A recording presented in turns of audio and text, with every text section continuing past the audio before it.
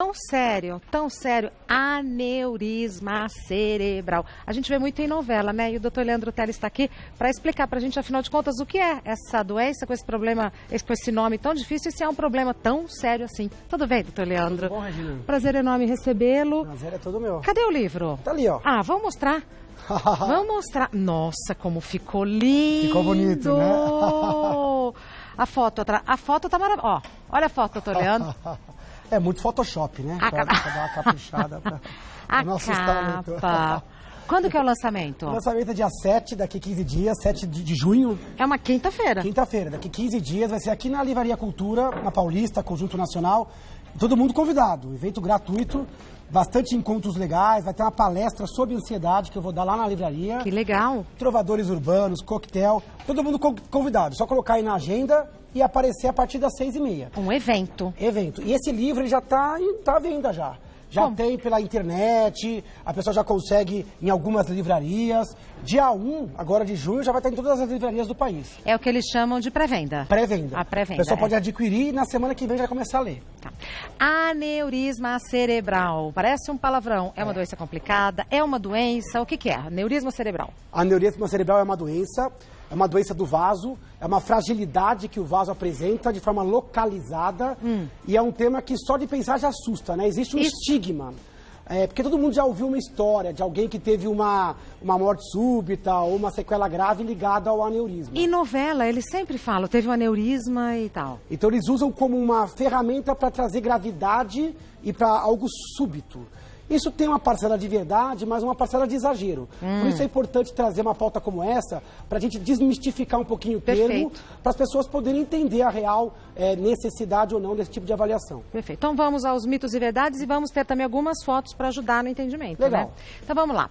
É mito ou verdade que o aneurisma não ocorre no tecido cerebral, mas sim no vaso? Verdade. Quando a gente pensa em aneurisma, fala, mas está no cérebro, tipo um tumor? Não. O aneurisma, na verdade, ele está no vaso. Na verdade, principalmente nas artérias. A artéria é um vaso mais grosso, que leva o sangue do coração para o cérebro. Então você pode ter aneurisma em qualquer lugar. Aqui, ó. Você pode ter no cérebro, pode ter outra parte do corpo. Aqui é um exemplo, olha a foto que a gente trouxe. A gente percebe que o aneurisma, ele é uma dilatação, ele é uma parede frágil, como se fosse uma bolha ou uma bexiga nesse vaso. Aqui na segunda imagem, está bem fácil de ver. O vaso passa, a parede dele deveria ser reta. E aqui tem uma bolha. Essa bolha pode ter formatos variados, tamanhos variados. E qual é o problema dessa bolha? O vaso, ele está passando sangue aqui, e com pressão. Um belo dia, essa bolha ela pode estourar. E o sangue dentro do vaso pode ir para a cavidade do cérebro ou da onde o aneurisma está.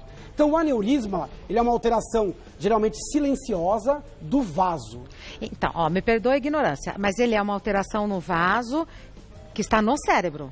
No caso do aneurisma cerebral, ele está no cérebro. Mas existe aneurisma, por exemplo, de aorta abdominal. Qualquer vaso que tem uma parede fragilizada num segmento, numa região, você vai chamar aneurisma.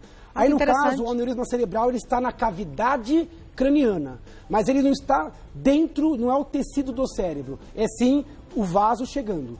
Se o sangue extravasar ali, aí o sangue ele vai se espalhar pelas meninges, que são aquelas membranas do cérebro, e eventualmente vai comprimir o seu cérebro. Perfeito. Então, isso é um fator de risco para um tipo de AVC, que é o AVC hemorrágico. Se a pessoa tem um vaso mais fraco, ela está em risco de ter um sangramento. Este é o aneurisma. Perfeito, muitíssimo bem explicado.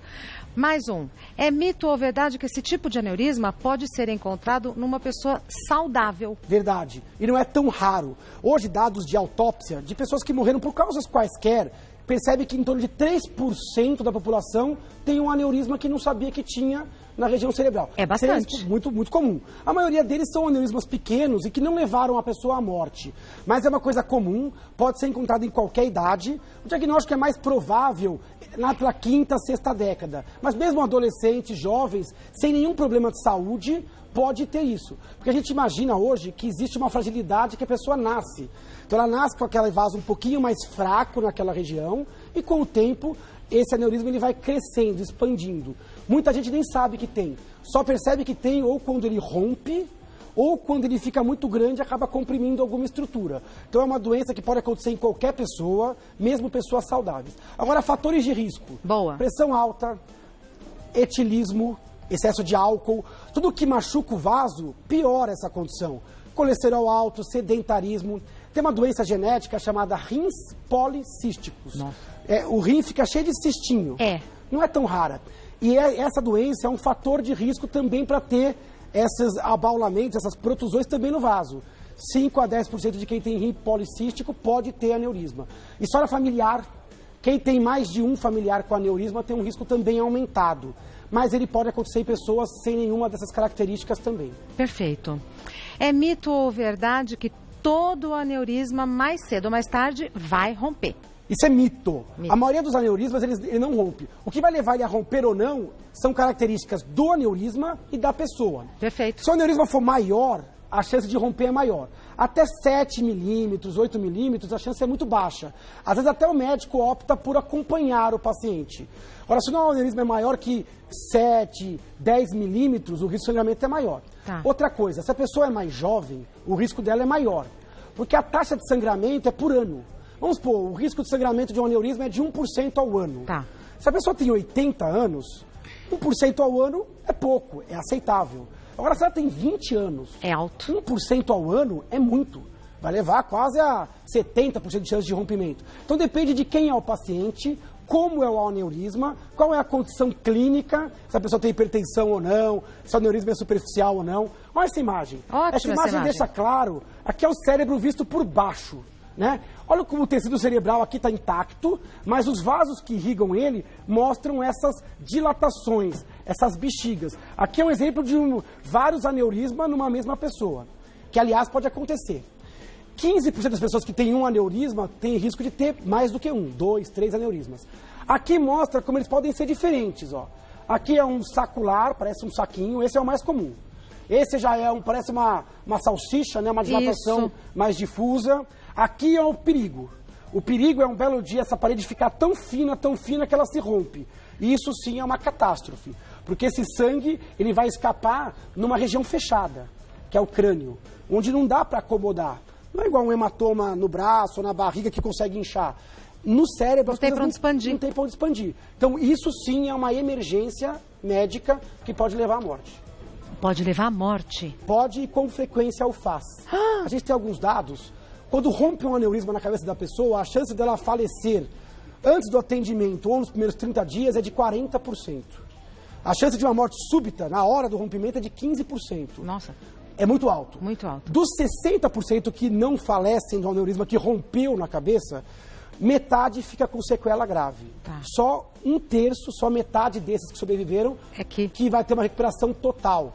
E aí ele vai ter a sorte de ter um coágulo que cicatriza rápido, chega rápido ao hospital, e aí ele pode ter um sangramento contido. Mas é uma doença que se rompe catastrófica. Então é curioso, porque ter o aneurisma pode ser algo silencioso.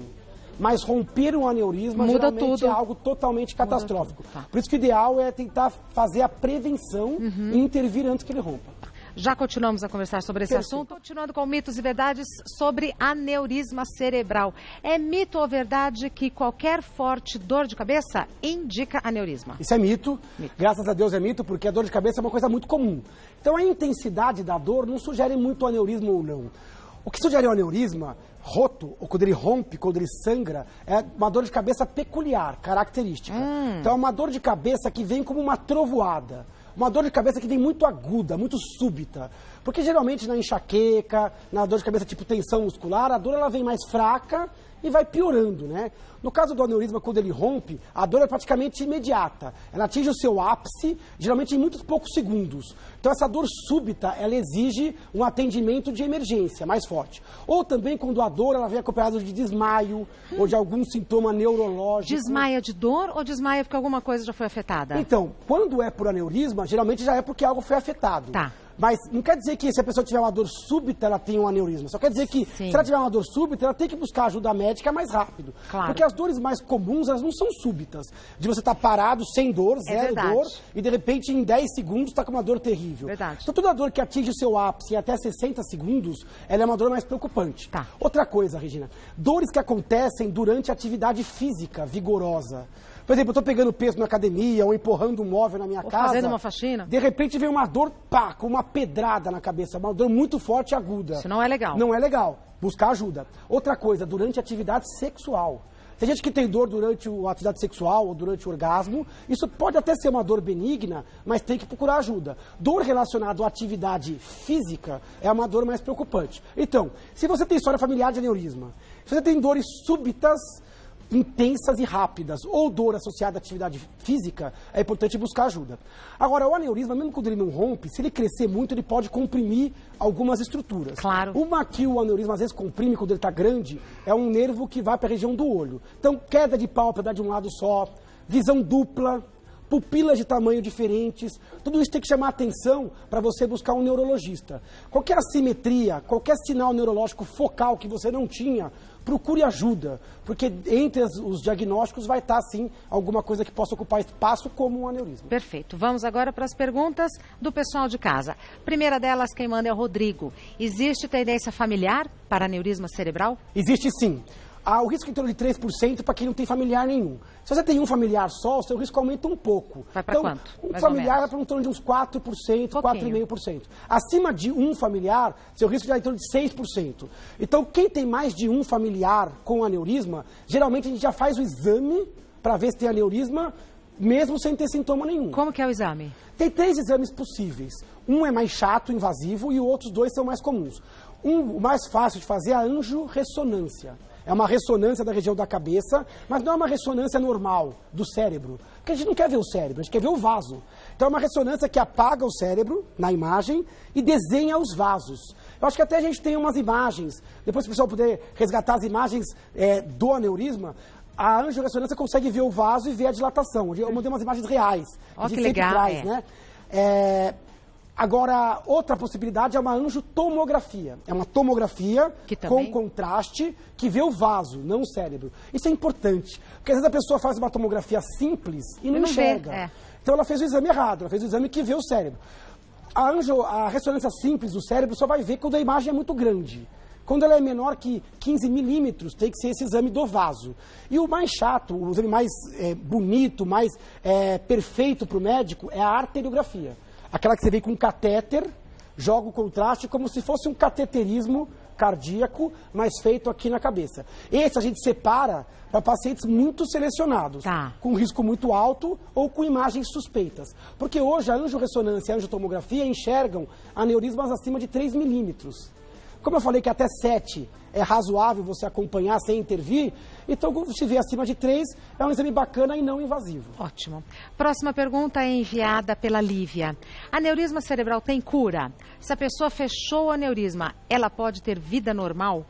Tem cura. Se você identificar o aneurisma e decidir mexer com ele, acima de 7 milímetros, superficial, você pode operar, colocar um clipe metálico. Então você coloca um clipe, parece um clipe mesmo. Aí você deixa o aneurisma excluído da circulação, ele murcha. Interessante. E aí o sangue continua passando. Isso é uma cirurgia, tem que abrir o crânio, mas tem baixa taxa de risco com os cirurgiões experientes. A gente até brinca em medicina que é aneurisma clipado, aneurisma curado. Isso é um aforisma. Na prática, pode acontecer de ressangrar, mas é raro. Depois da cirurgia, o paciente ele vai acompanhando com o médico para ver se ele continua fechado. Se aparece outro. Se tecnicamente ficou bonito. E tem uma outra opção. Por cateterismo, você pode ir até o aneurisma e fechar ele com uma molinha, de dentro para fora, sem abrir o crânio. Então existe a possibilidade também de um procedimento interno, um cateterismo que coloca uma mola que se expande dentro do aneurisma e fecha o aneurisma. Ele fica fechado. Às vezes coloca um stent, às vezes não, que é uma mola no vaso, e aí também cura. Então, essas duas opções são boas, decididos de acordo com o paciente e com o tipo de aneurisma. Então, isso não é comum. Geralmente, depois de clipar o aneurisma, por isso o que ela paciente usou. pode Eu achei ter vida estranho, normal. fechou, né? Se a pessoa fechou, então ela já deve ter clipado. Ela está certa. Ela está Fecha certíssima. mesmo. Fecha mesmo. Próxima pergunta é enviada pelo Leonardo. Aneurisma cerebral pode causar morte súbita? Vai ficar no ar a resposta daqui a pouco, a gente. Agora é a Lê. Mais uma pergunta, agora enviada pelo Leonardo Queiroz. Aneurisma cerebral pode causar morte súbita, que ficou no ar. Pode sim. Aliás, está entre as 5 principais causas de morte súbita. O que é morte súbita? Morte súbita é aquela pessoa que morre rapidamente de um transtorno que ela não vinha cuidando, que não vinha tratando. Então, aquela pessoa que morre de uma doença conhecida não é morte súbita. Ou aquela pessoa que é encontrada morta sem razão. E a gente exclui morte violenta. Então, suicídio não entra em morte súbita, violência urbana não entra. Então, a pessoa que morreu de causa misteriosa, quando vai para a autópsia, as principais causas são infarto, arritmia, embolia pulmonar e ruptura de aneurisma cerebral. Quando rompe um aneurisma, existe uma 15% de chance da pessoa morrer nas primeiras 2 horas. E no primeiro mês, existe uma chance de morte de 40%. Então é uma doença muito aguda. Mas por que no primeiro mês, se uma vez já foi ao médico, já foi atendido e tal? Porque a pessoa, mesmo que chegue ao hospital, ele vai para a UTI, existe o risco de um ressangramento do aneurisma, ela tem que passar por neurocirurgia, a pressão da cabeça fica muito aumentada, então é uma luta. Existe também o risco dos vasos que estão imersos naquele sangue começarem a fechar. A gente chama de vasoespasmo. Então, os primeiros 40 dias pós-ruptura de um aneurisma é uma luta pela vida. É uma doença grave. Eu queria mostrar a imagem que eu falei, que é uma imagem real. Vamos mostrar. Aqui, olha, é uma arteriografia. Nossa, aqui está ali o cérebro.